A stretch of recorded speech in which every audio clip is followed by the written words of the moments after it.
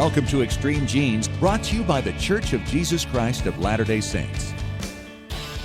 This week on Extreme Genes Family History Radio, what's with that Y chromosome testing? Hi, it's Fisher, and you remember that's how DNA testing started out, but it's still valuable. And Gretchen Jorgensen from Legacy Tree Genealogists can tell you how it can help you with your research. Plus, we're going to talk to David Rencher, director of the Family History Library in Salt Lake City, Utah. He'll tell you what the staff's been up to during the lockdown and how much we're all going to benefit from it. Plus, CeCe Moore on the latest episode in her series, The Genetic Detective. It's a loaded show this week on Extreme Genes, America's Family History Show. Brought to you by FamilySearch.org. Discover, gather, connect. A presentation of The Church of Jesus Christ of Latter-day Saints. Hello, America, and welcome to America's Family History Show, Extreme Genes and ExtremeGenes.com. My name is Fisher. I am your radio root sleuth on the program where we shake your family tree and watch the nuts fall out. Well, we got some great stuff going on today. If you're interested in DNA, and particularly DNA that you might not have worked with yet, that is Y-DNA. The whole DNA thing actually started with Y-DNA probably 20 years ago. It's not used nearly as much, but it serves its purpose in finding your ancestry or discovering the roots of your ancestors. We're going to talk to Gretchen Jorgensen from Legacy Tree Genealogists about that a little bit later on in the show. Plus, we're going to talk to David Rencher. He is the head of the Family History Library in Salt Lake City, Utah. What's going on with them and Family Search during the pandemic? And what might we see on the back end of this that's going to actually benefit us from the pandemic? We'll find out from David. CeCe Moore is returning to talk about her next episode of The Genetic Detective on Tuesday nights on ABC. And, of course, we have David Allen Lambert, who's always just right there in Stoughton, Massachusetts, ready to help us out. Hi, David. How are you? I'd be better if I was in Beantown, but I'll settle it at home. Sure, absolutely. Yeah, so many people work from home. We're going to talk about one of those stories here in just a minute. David, of course, is the chief genealogist of the New England Historic Genealogical Society and American Ancestors.org. So, David, where do we start today with our Family Histoire news? Well, if you had to sit on playing a trivia game with your friends and you said that there was a pensioner of the Civil War, well, until recently you could have said that was the fact. That is the truth. But now we have lost the last pensioned Civil War child. In fact, Irene Triplett, over 90 years of age, is now gone. Her father, Moses Triplett, started the Civil War with the Confederacy, but defected to the North. We call them galvanized Yankees. And he collected a pension. In fact, he died shortly after attending the 75th of the Gettysburg reunion when Roosevelt went out there. And she spoke in her news article that she really didn't care too much about her mother or her father, her mother being about 30 years younger than her dad.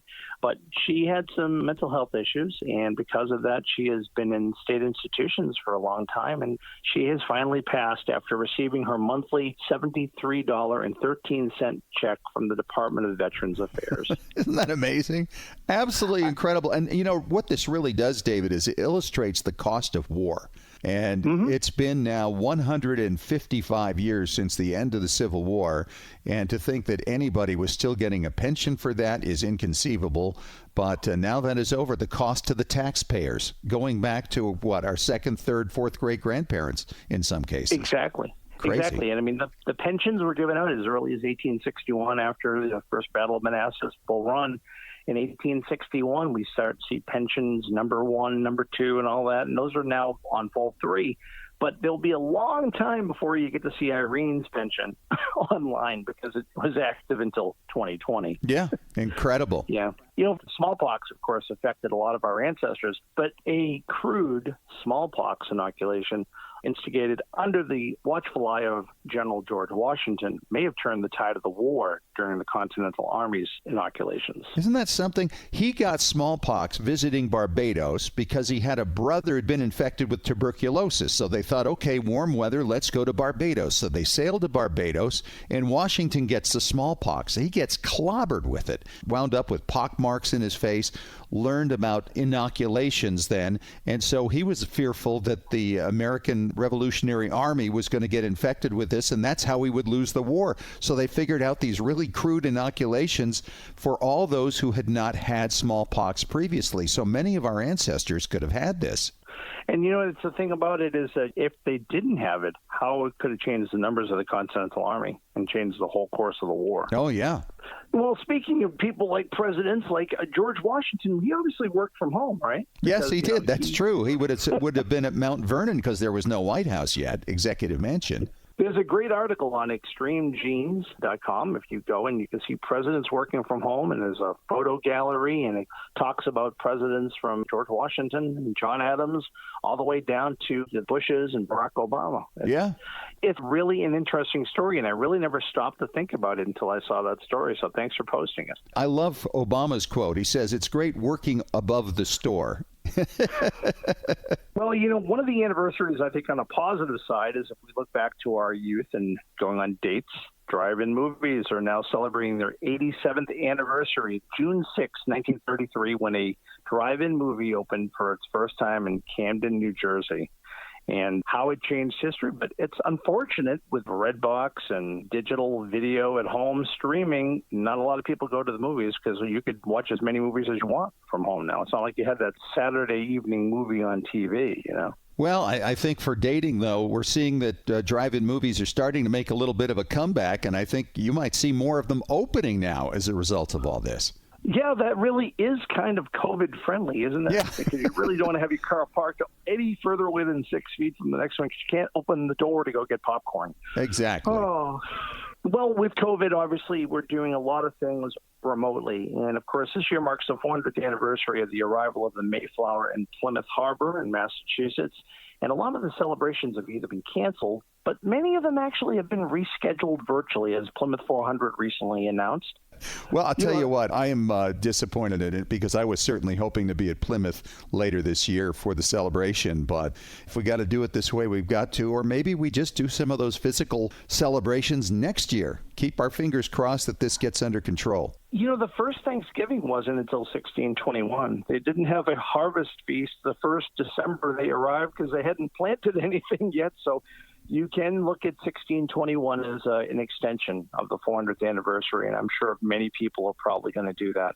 It makes me think of turkey and stuffing. Yes. All right, David, thank you so much, and we'll talk to you again at the back end of the show when we get to Ask Us Anything. Thanks, Fish. Always a pleasure to be on the show. I think it was 2 years ago now where my wife and I made the decision we really have to figure out where her mother's name line came from. We were stuck at third great grandparents. We couldn't get any further, and we'd been working on this for like 30 years. So regular autosomal DNA was not coming through. So we made a choice to go with Y chromosome testing on Julie's uncle. And the reason we did this is, of course, because the Y chromosome is only passed down from father to son, so it really follows back on what we hope is going to be the name line. And as a result of that testing on her uncle, we discovered a couple of matches, and both of them descended from this same couple in Pennsylvania. The guy was in the Revolutionary War. And with that information, we were able to discover, yes, this man had a son named Jesse, who we were researching. And then we went back to the autosomal results on both my wife and her mother and her uncle. And between all of them, there were some dozen matches of people who descended from this particular couple. So the Y test came in really well for us. And it's not something we use all the time, but I thought we'd get Gretchen Jorgensen on the line today. She is with the Legacy Tree Genealogists. And Gretchen, the Y test, it kind of started this whole thing and then wound up on the back burner. And it's still valuable once in a while, isn't it?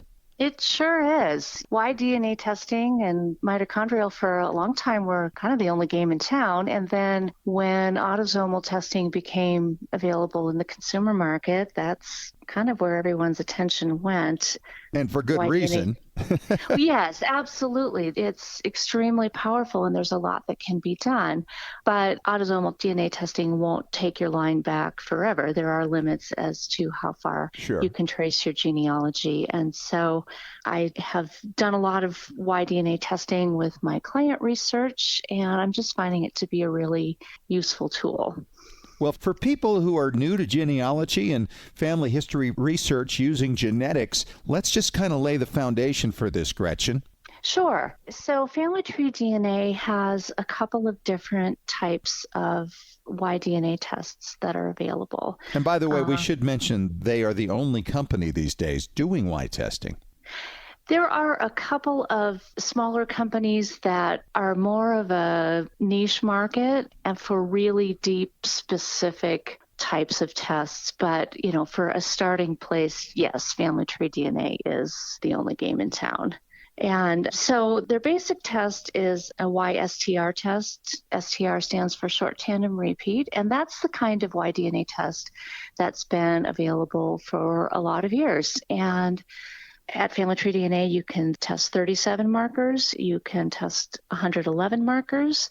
There are some other options available through upgrades, but if you're purchasing a test, those are the current options. And back when this all started, 37 was probably closer to the high end of what was available. So the number of those markers have increased over time while the price has dropped. And of course, the benefit to that for people who would be considering it is the more markers, the more you can tell the closeness of a relationship with somebody who might match you. Yes, Y37 is kind of the minimum number of markers you need to have matches that are genealogically relevant. There are older 12 and 25 marker tests still floating out there, but a lot of men, especially men with common European haplogroup, will have thousands of Y12 matches. Sure. And so that's not helpful. So the more markers you get, you have matches that kind of drop off your list, and the ones that are left standing at that 111 marker level are the ones that tend to be most likely to be your closest relatives of the people that have tested. Well, and the thing about Y testing, too, is it really goes back thousands of years. It's really hard to put a timeline on it. For people who are familiar with the usual autosomal testing, maybe through Ancestry.com, 23andMe, or the Family Finder test at Family Tree DNA, those can give you a distance to the common ancestor, but a Y test is a lot more difficult to do that with.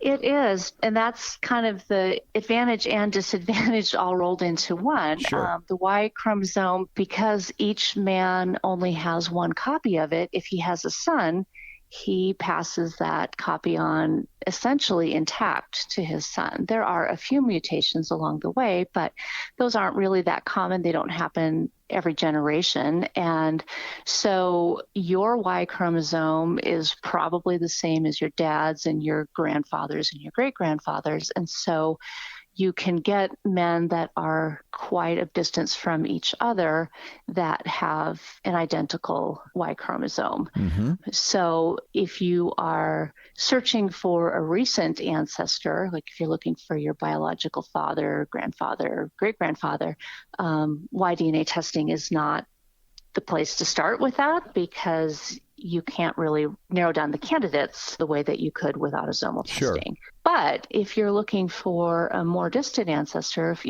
third, fourth, fifth great-grandparent, something that is going to be a lot more difficult to do with autosomal testing, then Y testing can work out really well in those cases. Let's talk about the haplogroups for a minute here. A lot of people are into that because it traces the path of their male line ancestor back sometimes thousands of years. Is that beneficial at all in genealogical research? It can be. The base haplogroup by itself is not always so useful. Like if you are a man with European origins and your haplogroup is R-M269, that tells you you're in good company with, half of Europe. Right. I've seen that. Yeah. Right. Exactly. But sometimes we have some surprises. I have one line of my family that is all German as far as we can trace back. But the men in that line have a haplogroup beginning with the letter E, and it's from Northern Africa. So there's a mystery there, which is on my long to-do list of personal family history research to get to sometimes. So that can be helpful, certainly for recent generations, but really for everyone. The autosomal is a good starting place. I like to utilize that as far as is possible, and then bring in Y-DNA on select lines as appropriate if you're brick-walled earlier on with one or just have a particular interest in that line, then adding Y-DNA to the mix can be a helpful research tool. So let's talk about what they call the big Y over at Family Tree DNA, and that's the one with the big price. And of course, with the new pricing structures recently, it's come down quite a bit, which is great. What are the advantages of the big Y test? How can it help you genealogically? Okay, so it's really a completely different type of test that looks at different regions of the Y chromosome than the STR tests do. And what the big Y test does is it looks at SNPs, single nucleotide polymorphisms, and it looks at hundreds of thousands of them. And SNPs are more stable than STRs are, so that provides some advantages for genealogy. So let's say that your grandfather, if he were to have done STR testing, he might have a value of 26 at some particular STR, which is just counting the number of patterns repeated at that place. It's possible that your father could have had a mutation there and increased that count to 27. It's also possible that you could have had a back mutation and gone back to 26. Okay. So that is fairly likely to happen with some STRs, some more than others, but very unlikely to happen with SNPs. And so once a variation from the norm takes place, that typically just passes down generation to generation to generation. And so what happens with that in the big Y test is that creates branching on the haplotree. So if you have a certain SNP, that's a clue that you descend from a given ancestor. That ancestor could be 50 years ago or 5,000 years ago. But the more testers that go to big Y, the more SNPs are being defined. And it's providing some really great clues for people. So if you don't have a good match at the STR level, then the big Y isn't necessarily going to help you genealogically, is it? No.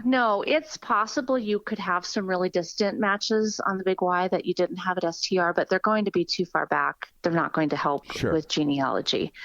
So you might want to take the test in faith, basically, that some others will come along that will match, that might move up to the big Y test so you can do those comparisons. It's kind of a shot in the dark, isn't it?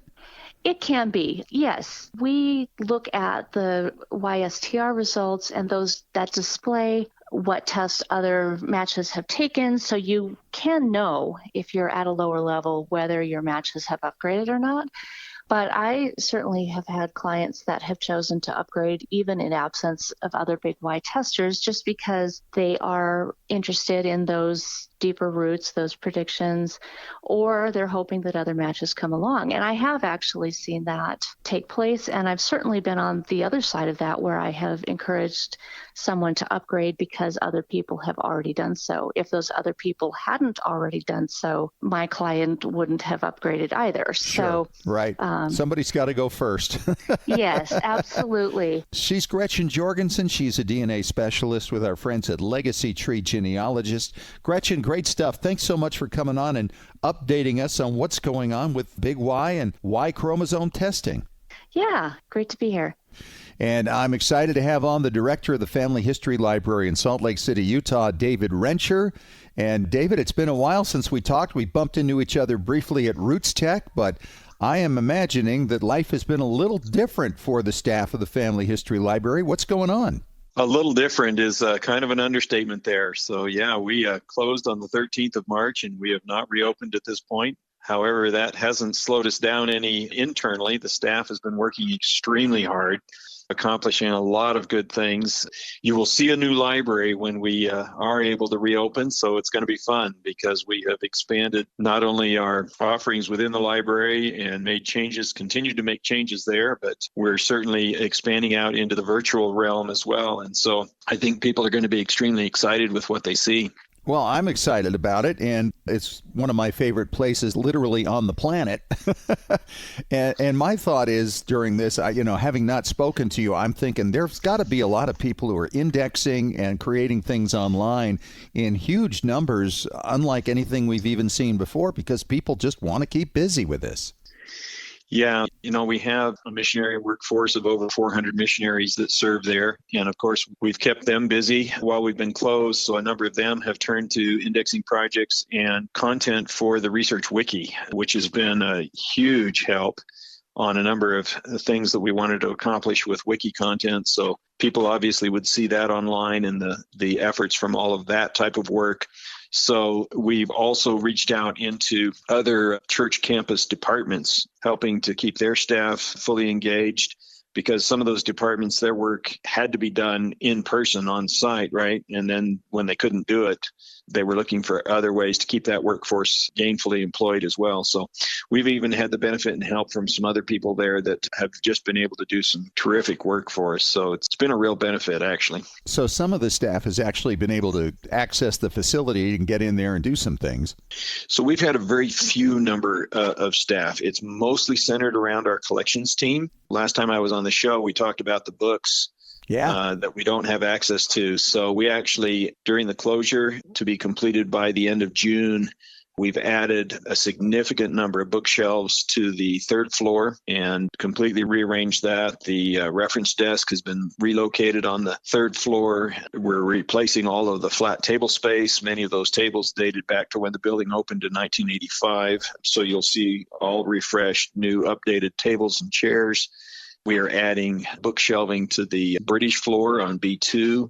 That will allow us to bring all of the British books out of high density back onto the shelves. We've made some progress on our rights, releasing books online. And so we've actually been releasing thousands of books that were previously not able to view online, and those are able to view now. So if you did check a book and you couldn't see it online, you may want to go back and see if it was one of the ones that we were able to release. So there's just been a lot of work going on with the collections team there behind the scenes to do that. We're remodeling, just taking care of some basic infrastructure stuff. We're remodeling the restrooms on the main floor, so that's been under construction. The jackhammers have been going, so when it's good that we were closed. When we hear about all these people who are bored during the pandemic, that obviously did not include anybody you work with. No. Actually, I've gained a couple hours that I don't have to commute any longer, and so Sure. I think everybody's kind of in that mode as well. So I think under the closure, we actually accelerated the work, not lost time. I totally get that. And for people who aren't familiar with the Family History Library, it is the largest of its type in the world. It is operated by the Church of Jesus Christ of Latter-day Saints, and it's all tied together with FamilySearch.org. And so what's going on with that side of the ledger, David? Are we seeing more indexing happening there? And what other things can people do during the shutdown time? So obviously we've got all of the offerings with Family Search. So you've got all of the mobile apps. We've seen an increase, obviously, in submissions to the family tree. We've seen an increase of people attaching sources to the family tree. Yes. We've seen an increase in people merging duplicates within the family tree. So all of that has been extremely positive. We've been doing some testing with new search strategies, new algorithms. We've done a number of things that really will make a difference to the way we do our research and the way we find people online. So the engineering team just has a number of different fronts that they work on, and it just continues to get better and better. Now, I know last time I think we talked a little about what it was going to take, how long it was going to take to get everything that was in that big vault in the mountainside online, and the thought was it was going to take maybe 5 years. What's the progress with that?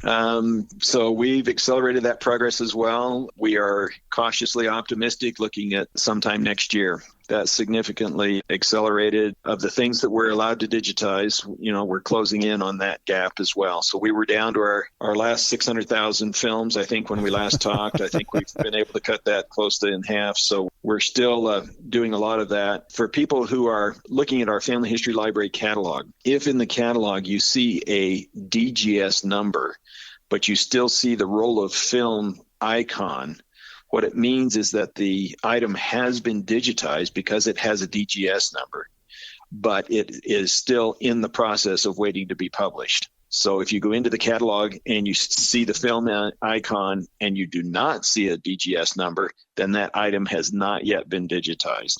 Just a little tip for the day.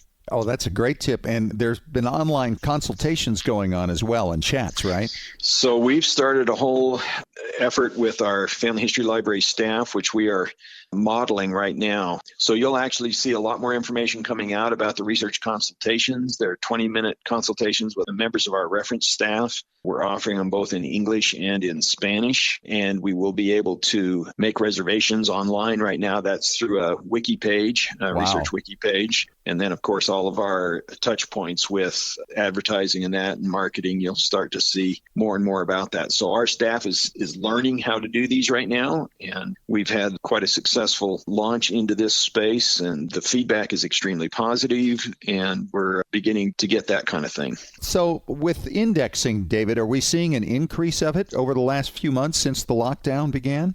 Absolutely, an increase in indexing, and we've been scrambling to put up more indexing projects to make more available. We also know that a number of those are new users, and so we've tried to put up a balanced approach of easy to difficult projects for people to do, and so indexing has certainly accelerated over this last 11 weeks. So you're not doing a lot of old German handwriting, is that what you're saying? Yeah, me personally, no. I'm not the one to do old German handwriting or Polish. Isn't that funny, though, that when you work with something like that over time, and you learn a word here, a word there, so that you can figure out what the record says, that your eyes begin to adjust after a few days of that sometimes? Have you had that experience? Absolutely had that experience. But the beauty of it is we also have indexers who that's all they want to do, right? So we had two indexers. These two ladies absolutely didn't want to do anything except 17th century Old English handwriting. Wow. And because they were so good at it, right? Sure. And so that's all they wanted to do. And they just made this huge contribution in helping us index that type of record, which was extremely difficult for others to index. So it's beautiful when people know what they're good at and take on the challenge of doing that. So if people want to index or be involved in one of these other projects, where do they go? They can just simply get on the Family Search website and go to the indexing page and sign up there. There's a tab there at the top that says indexing, and it tells you how to find a project, gives you an overview of the program. It's an easy way to start. We try to match everybody's skill set to something they're comfortable doing. He's David Rencher. He is the director of the Family History Library in Salt Lake City, Utah, connected, of course, with FamilySearch.org. And it sounds like some really good things are coming out of the pandemic as far as the work is concerned. Thank you so much, David. Appreciate it. All right. Very good to talk to you. All right, The Genetic Detective. It's on ABC every Tuesday night at 10 o'clock on the coast and 9 o'clock on the flyover country, as they call it. And Cece Moore is the star, and she's with me on the phone once again this week. Hi, Cece. How you doing? Hi, how are you? I'm doing well. I'm loving your show, and I've got to tell you, I'm hearing from a lot of my peeps that they really love your show, and they're learning a lot just from seeing how you go about things. Yes, it is great news. And you got 6 episodes going on right now, and we're up to number 4 already. I can't believe how quickly the season is flying by. Tell us what we're going to be seeing this week. This week is the April Tinsley case, which is a young girl that was kidnapped and murdered in Fort Wayne, Indiana. So a terrible crime that had a huge impact on the Fort Wayne community for many years. The community was very afraid because this person was not caught. And then to make matters worse, he was taunting the police and the community by leaving messages that he was going to strike again. And so he caused a lot of fear. Now, how far back does this go, C? So April Tinsley had just turned 8 years old, and it was 1988. Oh, wow. So this is a real cold case. That's incredible. Yes. And they had spent so much time trying to solve this case. It was hugely important to both the Fort Wayne Police Department and the community. And they had looked at hundreds of persons of interest in this case. One really interesting thing about it is that a witness thought that they saw a blue truck. And so the police department looked at every man that owned a blue truck in the area over many, many years. Some people are worried about genetic genealogy potentially pulling innocent people into investigations, but I don't think people realize what goes into many investigations. People get pulled into investigations for the smallest reasons, including owning the wrong color car or having a license plate that starts with the wrong letter or number. And so in this case, there were actually over 1,000 people that were looked at as persons of interest that all turned out to be innocent. Did you have a lot of key matches in this, or just one or two? We didn't have any real close, strong matches in this case. However, we had quite a few third cousin matches, enough that I was able to build 4 different genetic networks. If you have enough data to build 2, 3, 4 genetic networks, there's a very good chance of being able to really narrow it down to one immediate family. And that's what happened in this case. I was able to narrow it down to one family with 3 sons, but one of the sons was ruled out because he was no longer alive while the perpetrator was still taunting the police. So I could narrow it down to only 2 brothers. It was a fascinating genetic genealogy case, having these intersections and triangulations happen between the genetic networks.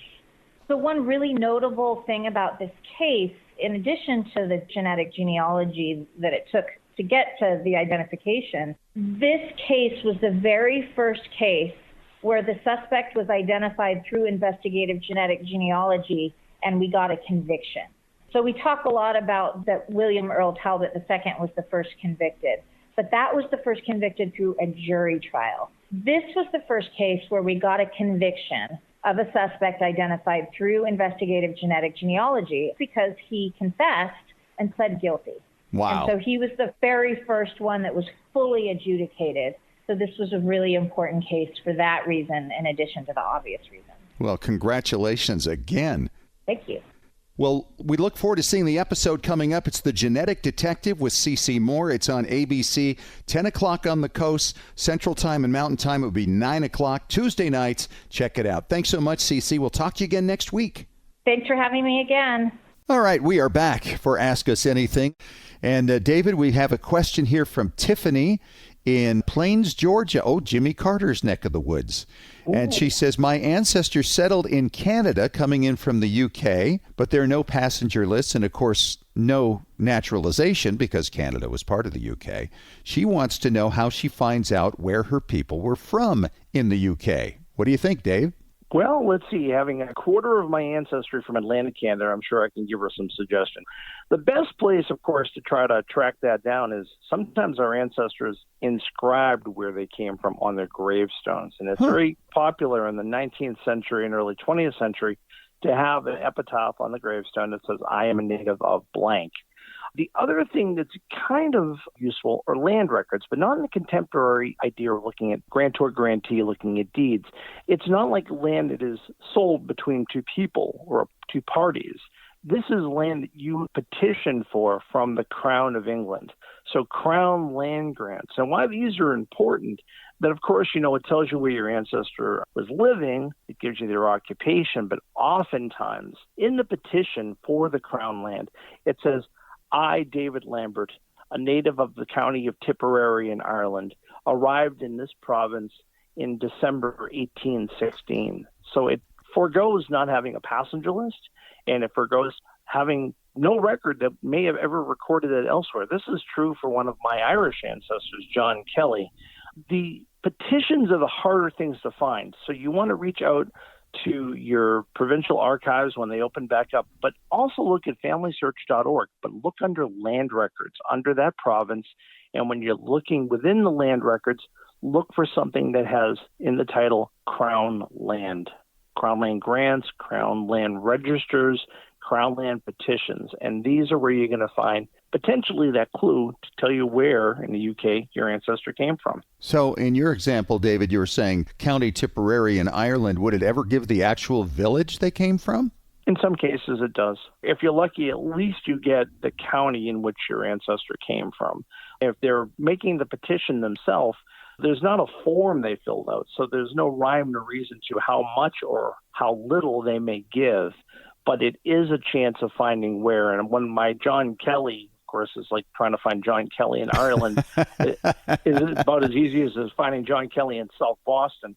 The problem basically is I didn't know where. At least I know the county, but it's still not exact enough to find church records, but it's a start. Of course, you can always use the fan method, right, to find family, associates, and neighbors, people surrounding them, maybe somebody with a more unique name, find out if you can locate where that person came from, and maybe that would be where your John Kelly would have come from. And this is the approach that I'm using for my Lamberts who settled in Nova Scotia, the earliest land deed in 1793, there are two transactions where my third great-grandfather, John Lambert, is buying the land along with Henry Furlong and David Sinnott. These are both names that show up in Waterford, Ireland. So did they travel with him? That Right. whole fan approach. So look at witnesses on deeds, look at witnesses in probates, obviously witnesses in church records, and work outside the box. Look for the origins and the crown land grants and the gravestones of those people and track down their descendants and see if they have a clue. What a great response and what a great question. Thank you so much for it. And, of course, if you have a question for Ask Us Anything, you can email us at askusanything@extremegenes.com. David, thanks so much. Appreciate it. Always a pleasure, my friend. And that's our show for this week. Thank you so much for joining us. Thanks once again to Gretchen Jorgensen for talking Why DNA today, and to David Rencher, the head of the Family History Library in Salt Lake City, Utah. Looks like some good things will come out of the pandemic as a result of all this mess. We'll talk to you again next week. Thanks for joining us. And remember, as far as everyone knows, we're a nice, normal family. This has been Extreme Genes. Share your family story by going to FamilySearch.org.